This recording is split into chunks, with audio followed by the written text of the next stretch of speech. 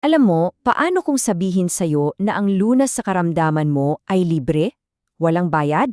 Pero may isang catch. Kailangan mong maniwala. At hindi lang basta maniwala, kailangan buong-buo. So paano nga ba ito gumagana? Yan ang aalamin natin ngayon. Susuriin natin ang sistema sa likod ng panggagamot ni Narciso Olalo base mismo sa sarili niyang mga dokumento at sa mga recording ng testimonya. Okay, para magsimula, tingnan natin kung paano niya ipinapakilala ang sarili niya. Sa sarili niyang curriculum vitae, itong nakalagay, siya raw ang number one instrument chosen by God. Ang bigat ng titulong yan, di ba? So, simula rito, aalamin natin kung ano ba talaga ang ibig sabihin niyan base mismo sa mga sinasabi niya. So, unang tanong, sino nga ba si Narciso Olalo? Susubukan nating kilalanin siya at yung mga sinasabi niyang kakayahan, pero gagamitin lang natin yung sarili niyang mga promotional materials. Walang labis, walang kulang. Okay, pag sinabing faith healer, ano ba ang ibig sabihin nito para sa kanya?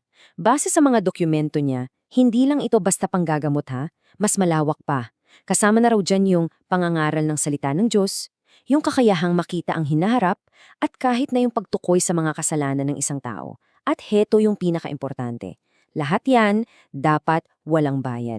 So isa-isahin natin yung mga sinasabi niyang abilities. Una, kaya raw niyang magpagaling namit lang ang boses niya. Pangalawa, nakikita niya raw yung mga mangyayari sa hinaharap kahit mga trahedya. At pangatlo, ito yung medyo intense. Natutukoy niya raw ang kasalanan, hindi lang ng mga nabubuhay, kundi pati ng mga patay na.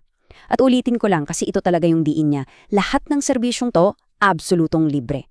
Okay, so kung may mga kakayahan, syempre may mga rules din. Ano ba yung sinasabi niyang divine mandate o yung mga utos na sinusunod niya sa misyon niya? Dito natin makikita kung ano yung pinakapundasyon ng lahat ng ginagawa niya. Ito yung pinakasimpleng rule, pero siguro pinakamahalaga. Magkano raw ang bayad sa lahat ng serbisyo niya? Panggagamot, pangangaral, lahat-lahat na. Zero. Wala. Zero. Ito raw yung non-negotiable na utos na paulit-ulit niyang binabanggit sa mga materialis niya. At hindi lang yan basta sinabi ha, ito raw yung eksaktong utos na galing mismo sa Diyos, naka-quote pa. No money should be collected, it should be absolutely free. So malinaw na malinaw, ito yung pinaka-core, yung pinaka-pundasyon ng buong misyon niya. Pero hindi lang pala yan, meron pang isang special power na binanggit sa CV niya, ang power of mind. Ano to? Well, ito raw yung kakayahan niyang makita yung buong kwento ng buhay mo kasama na yung mga kasalanan mo sa pamamagitan lang daw ng pakikipag-usap sa'yo. Imagine that! So, kung libre nga ang lahat, paano nangyayari yung panggagamot? Anong currency o bayad kung hindi pera? Dito na pumapasok yung pinaka-critical na parte ng lahat, ang pananampalataya, ang paniniwala mo. Yan daw ang nagsisilbing bayad para gumaling ka. Okay, basahin natin to ng maigi. Kasi dito may dalawang parte pala ang paniniwalang kailangan. Hindi sapat na naniniwala ka lang kay Hesukristo. Ayon dito, kailangan mo ring maniwala na si Olalo ang instrumento niya. Parang package deal. Kung kulang daw ang isa, yung paniniwala sa kanya bilang instrumento, wala raw epekto, walang paggaling na mangyayari. So para siyang T-intersection, di ba? May dalawang daan. Ang isa papunta sa paggaling at para makadaan doon, kailangan mo nung dalawang susi ng paniniwala kay Kristo at sa kanya bilang instrumento. Yung kabilang daan, yun yung kabiguan. Anong magdadala sa'yo doon? Yung pagdududa. Kahit konting duda lang, sa mga audio recording na palagi niyang sinasabi na kapag hindi buo ang tiwala, sorry, walang mangyayari. At para mas klaro pa, ito yung mismong sinabi niya sa isang follower based sa recording. Gagaling lang talaga ang tao pag may totoong paniniwala na may batayan. Pansinin niyo yung salitang batayan, hindi lang basta maniwala ka lang, kailangan daw may pundasyon yung paniniwala mo. Interesting, di ba? Okay, so yan yung mga rules, yan yung sistema. Pero kumusta naman sa totoong buhay? Lumipat naman tayo mula sa teorya papunta sa mga kwento ng mga taong nandoon. Pakinggan natin ang ilang testimonya galing mismo sa mga audio recording ng isang session. Halimbawa, itong isang babae, sabi niya, halos 8 taon hindi kami nabuntis. Ngayon, buntis na kami. Imagine mo, 8 taon na paghihintay.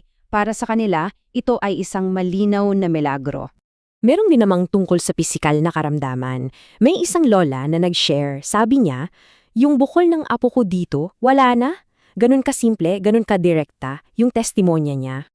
At alam nyo, hindi lang pala tungkol sa physical na sakit ang healing dito. Tingnan nyo tong isang babae. Nawalan siya ng capital share sa isang kooperatiba.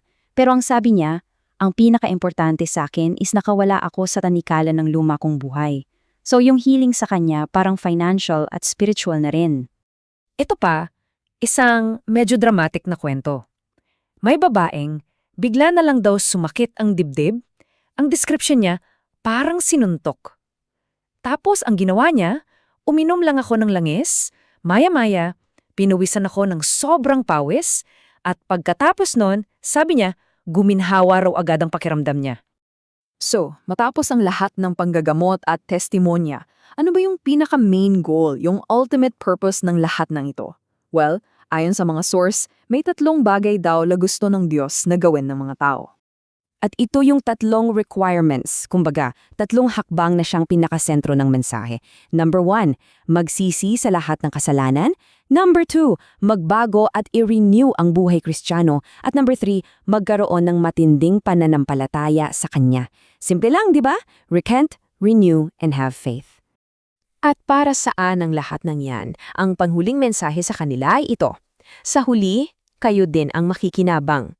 Ang punto, ang personal na kaligtasan daw ang pinaka-reward mo kapag sinunod mo yung 3 yun. Kaya, pagkatapos nating suriin ang lahat ng ito, iniiwan ko sa inyo ang isang tanong para pag-isipan. Ano nga ba talaga ang papel ng paniniwala sa proseso ng paggaling? Yan ang tanong na nasa puso ng buong usapan na to.